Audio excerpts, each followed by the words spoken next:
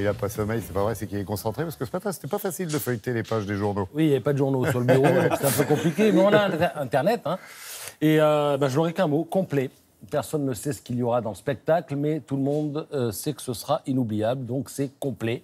Complet chez Blanche Gardin, qui nous gratifie de 3 soirées à l'Européen. Elle était déjà sur de bons rails. Et puis il y a eu, rappelez-vous, la soirée des Molières, qu'elle a illuminée avec une désopilante férocité. Elle est d'ailleurs repartie avec la statuette. Hein. C'est la première fois qu'une femme a gagné dans la catégorie humour. Alors, titre du spectacle cette fois-ci, Bonne nuit Blanche. Alors, bon, je vous disais, c'est complet. Donc, en fait, elle défie toutes les lois du marketing et de la promotion du spectacle, lirez-vous ce matin dans le Figaro. Pas une affiche, pas une promo et des billets qui sont partis, le temps de le dire. Quoi. Comme les petits pains.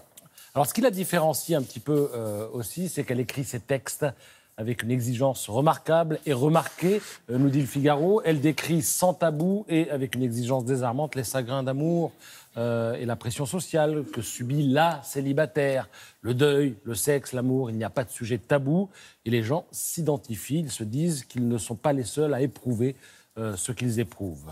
Une page entière ce matin dans le Figaro qui tente en fait d'analyser le succès foudroyant de Blanche Gardin, celui d'une femme qui a permis tout simplement, je dirais, à l'humour de s'émanciper. Et de belle manière. C'est vrai qu'elle envoie du lourd aussi parfois. Hein. Alors, moins drôle, la mort de Rachid Taha. Il allait fêter son 60e anniversaire. Vous lirez ici et là ce matin qu'il pestait contre le fait qu'on l'ait placé dans la case rail alors que c'était un rocker. Il avait émergé à la faveur du succès de Carte de séjour, un groupe lyonnais dont il avait et dont on avait remarqué la reprise du tube de Charles Trenet, Douce France, une reprise qui sonnait juste dans un pays défiguré par la montée du Front National dans les années 80, peut-on lire ce matin dans le Figaro sous la plume d'Olivier Nuc. Rachid Taha était né à Oran, je le rappelle, il avait débarqué en France alors qu'il n'avait que 10 ans et il allait fêter son 60e anniversaire. Il aurait détesté devenir un vieux monsieur respectable. C'est la conclusion du papier du Figaro ce matin et c'est assez bien vu. Si on a le temps, je vous parle de bande dessinée parce que la rentrée littéraire, c'est aussi ça. Vous avez promis de vous en laisser pour. Négaliode, c'est l'histoire de Jarry, un berger qui vit dans le désert. Alors, le problème, c'est qu'il n'a pas des moutons, il a des dinosaures. Et son troupeau est décimé. Pourquoi ? À cause du dysfonctionnement d'un camion météorologique. Donc, il veut se venger, il va en ville.